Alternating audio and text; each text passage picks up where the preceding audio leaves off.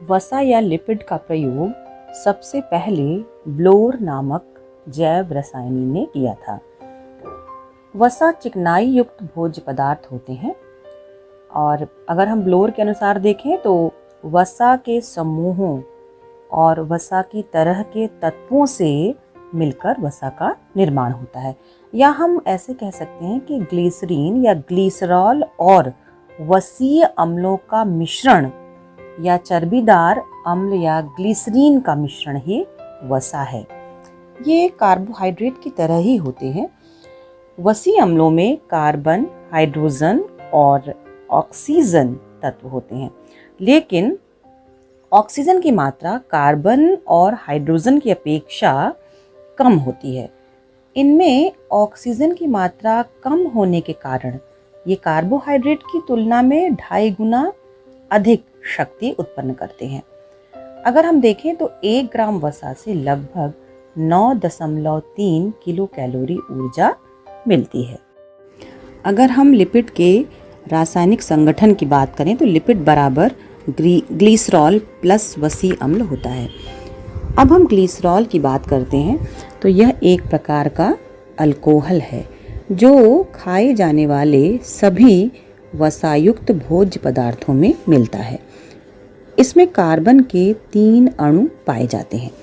अगर अब हम वसीय अम्ल की बात करें तो वसीय अम्ल में कार्बन के अणु अल्कोहल की अपेक्षा अधिक संख्या में होते हैं। वसीय अम्लों में कार्बन अणुओं की श्रृंखला 4 से 22 तक हो सकती है। इन अम्लों को हम इसमें उपस्थित कार्बन और हाइड्रोजन परमाणु के जुड़ने की स्थिति के अनुसार 2 प्रकार में बांट सकते हैं। पहला प्रकार है संतृप्त वसीय अम्ल और दूसरा प्रकार है असंतृप्त वसीय अम्ल। अब हम संतृप्त वसीय अम्ल की बात करें। संतृप्त वसीय अम्ल में प्रत्येक कार्बन परमाणु से 2 हाइड्रोजन के परमाणु जुड़े रहते हैं तथा पहले कार्बन से मिथाइल समूह और अंतिम कार्बन परमाणु से कार्बोक्सिल समूह जुड़ता है। संतृप्त वसीय अम्ल में कार्बन और हाइड्रोजन के अणुओं की संख्या पूरी रहती है, अतः इनके बीच सिंगल बॉन्ड पाया जाता है। घी में संतृप्त वसीय अम्ल होते हैं, इस कारण ये 20 डिग्री सेंटीग्रेड तापमान पर ठोस अवस्था में रहते हैं। ब्यूट्रिक अम्ल, कैप्रिक अम्ल, कैप्रोइक अम्ल, स्टीयरिक अम्ल, सेरेबिक अम्ल, पॉलीमतिक अम्ल और आर्चिडिक अम्ल संतृप्त वसीय अम्ल के एग्जाम्पल्स हैं। अब दूसरे प्रकार की बात करें असंतृप्त वसीय अम्ल की। असंतृप्त वसीय अम्लों में हाइड्रोजन एवं कार्बन के अणुओं की संख्या में अंतर पाया जाता है। इनमें हाइड्रोजन के अणुओं की संख्या कार्बन के अणुओं की अपेक्षा कम होती है, अतः कार्बन तथा हाइड्रोजन के अणुओं के बीच डबल बॉन्ड पाया जाता है। इनका गलनांक कम होता है। असंतृप्त अम्ल साधारण तापमान पर तरल अवस्था में पाए जाते हैं। तेल असंतृप्त वसीय अम्लों की उपस्थिति के कारण द्रव्य रूप में रहता है। ओलिक अम्ल, लिनओलिक अम्ल, लिनओनिलिक अम्ल, पॉलमिटोलिक अम्ल तथा अराचिडोमिक अम्ल असंतृप्त वसीय अम्ल के उदाहरण हैं। वसा को मुख्यतः 3 भागों में वर्गीकृत किया जाता है: सरल लिपिड, संयुक्त लिपिड और व्युत्पन्न लिपिड यानी simple lipid, complex lipid and derived lipid. अगर हम सिंपल लिपिड की बात करें तो हमारे भोजन द्वारा प्राप्त होने वाली वसा सरल वसा ही होती है। मनुष्य द्वारा खाई जाने वाली वसा में 98% तक साधारण वसा ही होती है। इन्हें हम मध्यम वसाएं भी कहते हैं। इनका निर्माण ग्लिसरॉल के एक और वसीय अम्लों के 3 अणुओं के एस्टर बंध द्वारा आपस में जुड़ने से होता है। इसी वजह से ये ट्राई ग्लिसराइड्स भी कहलाते हैं। यह संघनन संश्लेषण होता है क्योंकि इसमें जल के 3 अणु निकल जाते हैं। वसीय अम्ल अनेक प्रकार के होते हैं, जैसे पॉलमिटिक, स्टीयरिक, ओलिक अम्ल आदि। किसी भी वसा के संयोजन में एक ही या अनेक प्रकार के वसीय अम्ल हो सकते हैं, इसीलिए वसाएं भी अनेक प्रकार की होती हैं। घी, तेल, चर्बी, मोम आदि जंतु वसाएं होती हैं। इनके विखंडन से भी ऊर्जा मुक्त होती है। ऊर्जा के लिए संचित भोजन के रूप में इनका सबसे अधिक महत्व होता है, क्योंकि इनमें जल की मात्रा कम होने के कारण संचय में ये स्थान घेरती हैं। इनका संचय प्रायः विशिष्ट वसीय ऊतकों में होता है। सरल वसाएं जल में अघुलनशील तथा क्लोरोफॉर्म, बेंजीन, पेट्रोलियम, मिट्टी के तेल आदि विलायकों में घुलनशील होती हैं। ये पानी से हल्की होती हैं। इनका विशिष्ट भार लगभग 0.86 होता है। सरल वसाओं का ठोस रूप घी तथा तरल रूप तेल कहलाता है। घी संतृप्त वसीय अम्लों से बनता है, इस कारण यह सामान्य तापक्रम पर ठोस अवस्था में रहता है, जबकि तेल असंतृप्त वसीय अम्लों से बनता है और इसका गलनांक कम होने के कारण यह सामान्य तापमान पर भी तरल अवस्था में रहता है। मोम भी सरल लिपिड है। मोम में एक अणु वसीय अम्ल का तथा एक दूसरा अणु उच्च अणुभार वाले मोनोहाइड्रोक्सी अल्कोहल का होता है। ये रासायनिक रूप से अक्रिय होते हैं तथा ये वायुमंडलीय ऑक्सीकरण के प्रतिरोधी होते हैं। मधुमक्खी द्वारा निर्मित मोम के निर्माण में एक अणु पॉलमिटिक अम्ल और एक अणु हेक्साकोसोनॉल का आपस में जुड़ता है। मोम का प्रयोग आप जानते हैं कि मोमबत्ती, पॉलिश, रैपिंग पेपर आदि के निर्माण के लिए किया जाता है। अब हम बात करते हैं संयुक्त लिपिड की। जब वसा के साथ कोई अकार्बनिक पदार्थ मिला रहता है तो ऐसी वसा संयुक्त लिपिड कहलाती है। इनके जो एग्जाम्पल्स हैं वो हैं फास्फोलिपिड, ग्लाइकोलिपिड, सल्फोलिपिड, लाइपोलिपिड तथा क्रोमोलिपिड। अब बात करते हैं फास्फोलिपिड की। फास्फोलिपिड में वसा के साथ फास्फोरस मिला होता है। इसमें फास्फोरस फास्फोरिक अम्ल के रूप में पाया जाता है। फास्फोलिपिड को फास्फेटाइड या फास्फोग्लिसराइड भी कहते हैं। ये फास्फोरस सहित वसा अम्लों के ग्लिसराइड होते हैं। यह वसा हमारी कोशिका के जीवद्रव्य, यकृत, गुर्दे, मांसपेशियों, ऊतकों और विभिन्न आंतरिक झिल्लियों में पाई जाती है। ये कोशिकाओं की प्रवेशयता यानी कि सेल परमिएबिलिटी को रेगुलेट करता है। यह संश्लेषित और वसा पथ्य के परिवहन और उपापचय को नियंत्रित करता है और रक्त के जमाव में भाग लेता है। फास्फोलिपिड भी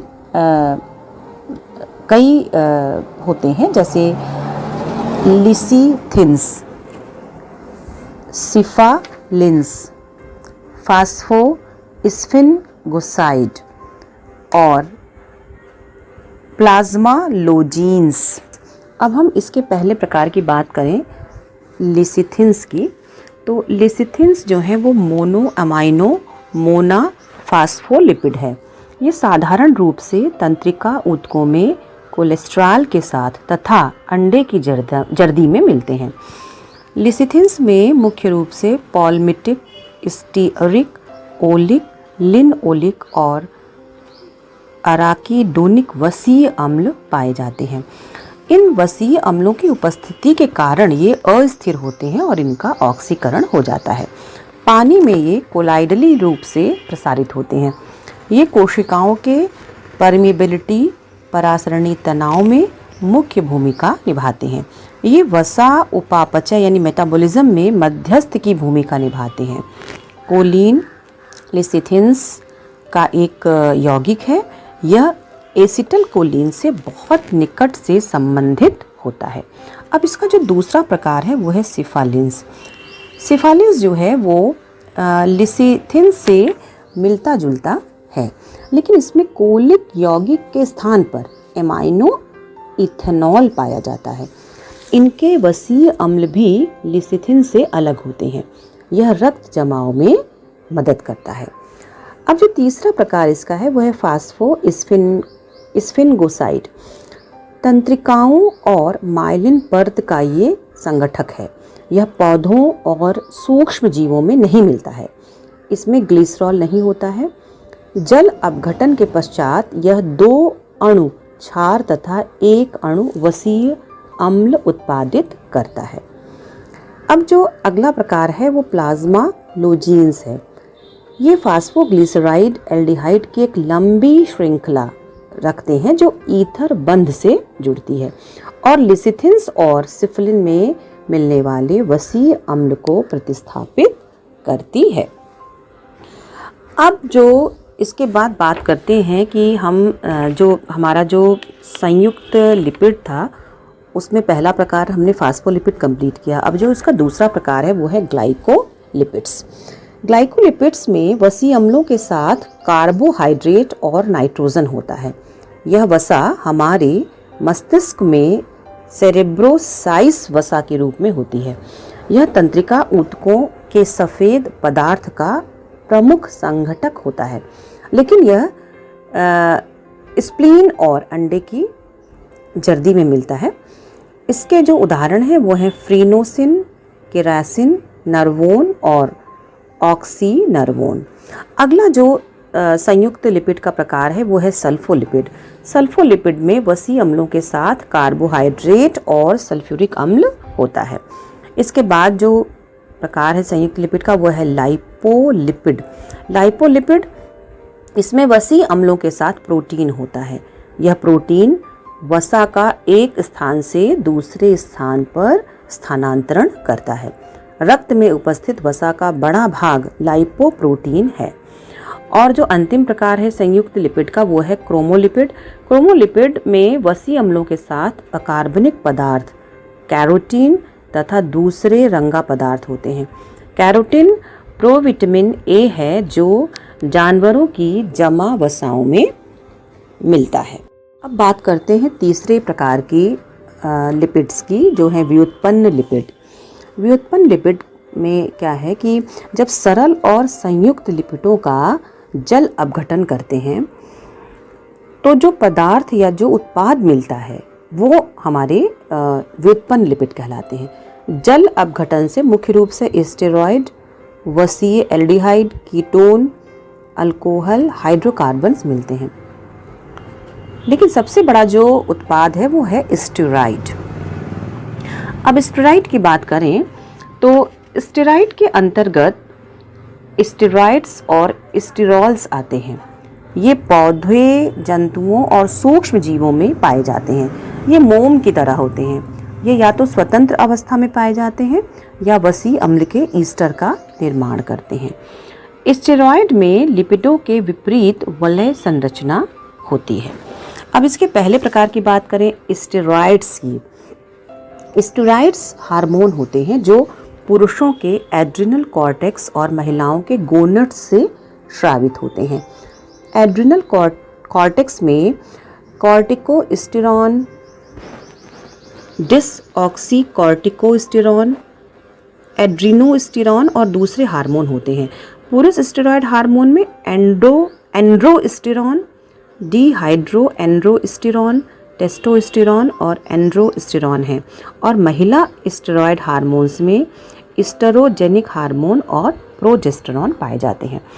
अब हम स्टेरॉल की बात करें तो स्टेरॉल रासायनिक रूप से मोम जैसा ठोस अल्कोहल है जो विभिन्न प्रकार की जीवित कोशिकाओं में पाए जाते हैं। यह रासायनिक रूप से वसीय समूहों में नहीं आते, पर इसमें वसीय अम्ल और अल्कोहल उपस्थित होते हैं और ये निम्न प्रकार के होते हैं। जैसे पहला अगर हम बात करें तो अर्गोस्टेरॉल, दूसरा बात करें तो कोलेस्टेरॉल।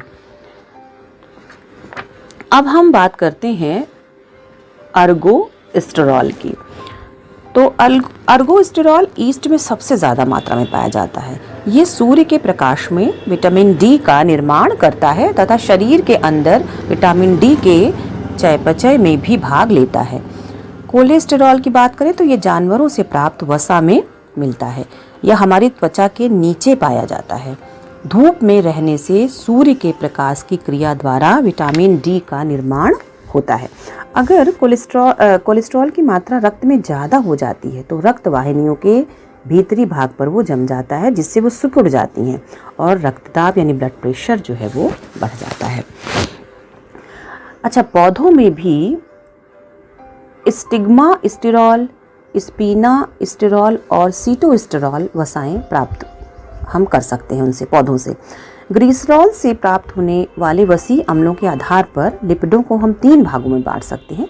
यह वर्गीकरण हमारे शरीर में पाए जाने वाली वसा का ही है। संपूर्ण वसा का वर्गीकरण ये नहीं है।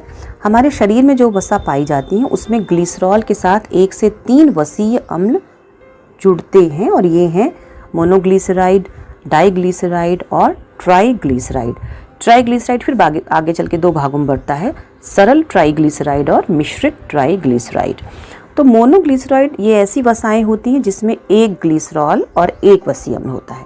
नाम से है मोनो, मोनो माने 1, डाई माने आप समझ रहे हैं 2, यानी कि इसमें ग्लिसरॉल के साथ, डाइग्लिसरॉल का मतलब ग्लिसरॉल के साथ 2 वसीय अम्ल जुड़ते हैं। और ट्राइग्लिसराइड में इसके 3 वसीय अम्लों का इसमें जुड़ाव ग्लिसरॉल के साथ होता है। फिर ट्राई को 2 में बांटते हैं, सरल और मिश्रित। सरल यानी कि इसमें तीनों वसीय अम्ल एक तरह के होते हैं और मिश्रित में है इसमें तीनों वसीय अम्ल अलग अलग प्रकार के होते हैं। वसा मुख्य रूप से दूध और दूध से बने उत्पाद, मांस, मछली, यकृत और अंडे, सूखे मेवे, सोयाबीन, नारियल तेल, मूंगफली, बीज में और कुछ मात्रा में अनाज से भी मिलता है। तो ये सब स्रोत हैं वसा के। शुद्ध वसाएं कैसी होती हैं? ये रंगहीन होती हैं, गंधहीन होती हैं और अच्छे स्वाद वाली होती हैं। ये पानी में अघुलनशील तथा ईथर, गर्म अल्कोहल, बेंजीन, क्लोरोफॉर्म और कार्बन डाइऑक्साइड में घुलनशील होती हैं। ये पानी से हल्की होती हैं। इनका विशिष्ट भार लगभग 0.86 होता है। इनके रवे आसानी से बन जाते हैं। ये ऊष्मा के कुचालक होते हैं। जब हम इनका जल अपघटन करते हैं तो ये ग्लिसरॉल और वसीय अम्ल में टूट जाते हैं। अब बात करते हैं वसा के मुख्य कार्य क्या हैं। तो वसा जो होती है वो शरीर में ऊर्जा संग्रह का कार्य करती है। वसाओं का महत्व संचित भोजन के रूप में अधिक होता है। वसाएं वसीय ऊतकों के रूप में ताप नियंत्रण और सुरक्षा में सहायता करती हैं। ये आवश्यकता पड़ने पर कार्बोहाइड्रेट में बदल जाती हैं। कुछ वसाएं कोशिका कला तथा अन्य झिल्लियों की रचना में भाग लेती हैं। व्युत्पन्न वसाएं जो हैं वो विटामिन डी और अनेक हार्मोनों के संयोजन में भाग लेती हैं। ये शरीर के कोमल अंगों की सुरक्षा, पाचक रस के स्राव को कम करने और आमाशयिक एवं आंतरिक अंगों को चिकना करने का कार्य करती हैं। अगर वसा की कमी हमारे शरीर में हो जाए तो डर्माटाइटिस यानी त्वचा खुरदुरी हो जाती है और फ्राइनोडर्मा यानी कि त्वचा कछुए की त्वचा जैसी लगती है। तो ये 2 बीमारियां डर्माटाइटिस और फ्राइनोडर्मा वसा की कमी से होता है। ये रोग इसके बाद शरीर की वृद्धि भी कम होती है। और अगर मान लीजिए वसा अधिक हो जाए हमारे शरीर में तो शरीर में हृदय के नीचे और पेट तथा कमर के आसपास और जांघों में वसा की परत जमा होने के कारण मोटापा और इसके साथ रक्त में कोलेस्ट्रॉल बढ़ जाने के कारण हृदय संबंधी रोग और मधुमेह संबंधी रोग जो है वो हो जाते हैं। अब यह है कि वसा का पाचन कैसा होता है। वसा का पाचन आमाशय यानी स्टमक, पक्वाशय यानी ड्यूडेनम और छोटी आंत में तथा इसका मुख्य पाचन छोटी आंत के अंतिम भाग शेषांत यानी इलियम में होता है। मुख में वसा नहीं पचती है। आमाशय में लाइपेज एंजाइम वसा को ग्लिसरॉल और वसीय अम्लों में तोड़ता है। यह पाचन इमल्सीकृत वसाओं पर होता है। वसा अमाशय में जाकर अमाशय रस के लाइपेज एंजाइम की मदद से ग्लिसरॉल और वसी अम्ल में टूटता है। फिर यहाँ से भोजन पक्वाशय यानी कि छोटी आंत का जो ऊपरी भाग होता है वहाँ जाता है, जहाँ अग्नाशय से अग्नाशयिक रस का लाइपेज तथा पित्ताशय से आया पित्तरस इसे ट्राइग्लिसराइडों की छोटी इकाइयों में तोड़ देता है। फिर यहाँ से भोजन इलियम यानी छोटी आंत के अंतिम भाग में आता है, जहाँ आंतरिक रस का लाइपेज इसे ग्लिसरॉल और वसी अम्ल में विभक्त कर देता है। वसा के पाचन के बाद जो वसीय कण तथा वसीय अम्ल शेष बच जाते हैं, वे पित्त, लवण और पानी के साथ मिलकर माइसेलस नामक एक घुलनशील पदार्थ बनाते हैं। ये माइसेलस आंत की श्लेष्मिक झिल्लियों की कोशिकाओं में पहुंचते हैं। इन झिल्ली की कोशिकाओं द्वारा मोनोग्लिसराइड यानी ग्लिसरॉल और वसी अम्ल अवशोषित कर लिए जाते हैं। पित्त, लवण बाहर रहकर वसा को माइसेलस में बदलने का कार्य करते रहते हैं। इस झिल्ली में ग्लिसरॉल, वसी अम्ल और मोनोग्लिसराइड मिलकर ट्राइग्लिसराइड बनाते हैं। ट्राइग्लिसराइड लाइपोप्रोटीन और काइलोमाइक्रॉन्स यानी कि अवशोषित वसा में बदल जाते हैं, जिसका अभिशोषण लसिका वाहिनियों के माध्यम से होता है। लसिका वाहिनियों द्वारा अभिशोषण के बाद ये रक्त वाहिनियों में पहुंचाई जाती है। अवशोषित वसा जो होती है यानी काइलोमाइक्रॉन्स की कुछ मात्रा वसा ऊतकों द्वारा ग्रहण की जाती है, जहां ये ट्राइग्लिसराइड में बदलकर वसा ऊतकों में एकत्रित हो जाती है और शरीर को ऊर्जा की आवश्यकता पड़ने पर दोबारा ग्लिसरॉल और वसी अम्लों में परिवर्तित हो शरीर को ऊर्जा देती है। अवशोषित वसा का कुछ भाग कोशिका निर्माण में सहायक होता है और कुछ भाग ग्लूकोज, ग्लाइकोजन और अनावश्यक अमीनो एसिड में बदल जाता है।